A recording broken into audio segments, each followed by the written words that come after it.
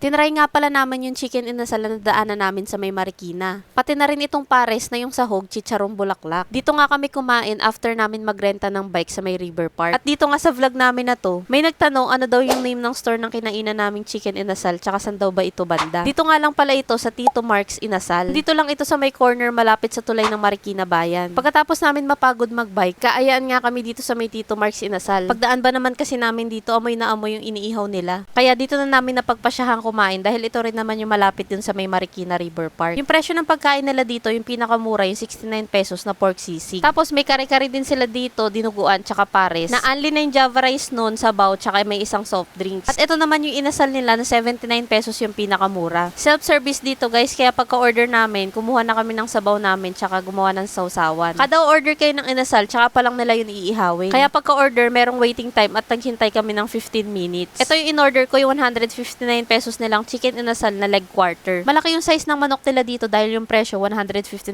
pesos. Sa pagkakaihaw naman nila dito sa manok, maayos kasi hindi ito dry at juicy pa yung manok. Malasa tong manok nila at mukhang na-marinate ng matagal. Hindi lang kasi sa balat ng manok yung may lasa, kundi pati yung laman malinamnam. Yung inasal nga pala nila dito guys ha, hindi yung manamis-namis yung lasa. Sa kanin naman nila, malata yung pagkakasaing. Mas gusto ko sana yung kanin medyo buhaghag kapag ganitong only rice. Hindi ko lang alam kung natsyempohan lang talaga naming malata nung nagpunta kami. Pero yung manok naman nila dito, masasabi kong worth it sa presyo kasi hindi puro buto, malaman. At malaki yung size nito. At ayan nga makikita nyo, kalahati to ng paper plate. Kay Maynard naman, yung in-order niya dito, yung pares na chicharong bulaklak. Only Java rice na to, may isang soft drinks at only sabaw na rin. Tapos kanya-kanyang gawa dito ng panimpla, kagaya nitong bawang, chili oil, tsaka nitong onion leeks. Yung lasa ng pares nila dito, typical na timpla sa pares lang. May dalawang klase nga pala sila dito ng pares. Ito yung sabaw, tapos meron pang isa yung sarsa. Sa sabaw pares nila, may tatlong sahog kayong pwedeng pagpilian. May lechon, tumbong, tapos itong bulaklak. May pares overload nga rin pala sila sa halagang 250 pesos, tapos apat yung sahog nun. Merong lechon, tumbong, chicharong bulaklak, at meron ding bone marrow. Nung nagpunta kami, sayang itong chicharong bulaklak lang daw available. Kaya ito lang muna yung na-try namin. Hindi nga pala malutong yung chicharong bulaklak nila dito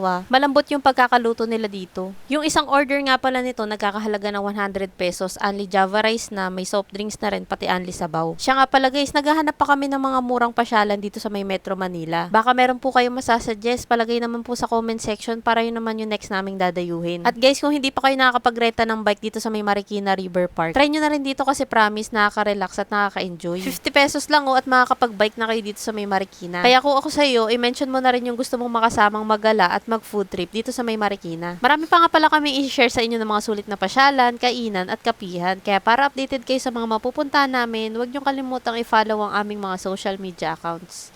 Yun lang, maraming salamat po sa panonood. Bye!